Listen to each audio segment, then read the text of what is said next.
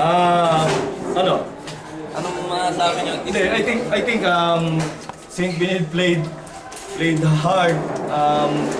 We also prepare for this game. They prepare for this game, and the scenario is kung sino ang mananalo, siya yung medyo malapit dun sa number 4.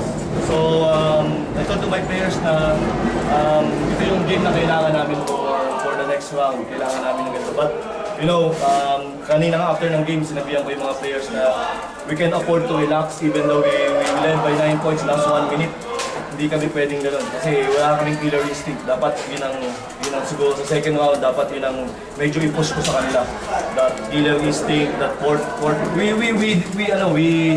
you know, our experience in the first round, nagamit namin ngayon on the fourth quarter. Medyo down kami sa fourth, but they delivered.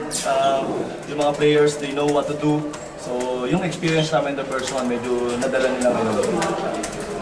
Yung experience sa close games. Yun yung sa first round.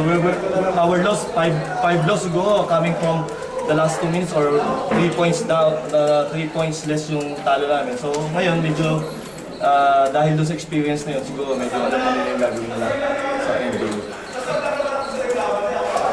Palagi, ano mong next game nila? Perpetual, ang Monday. Yun.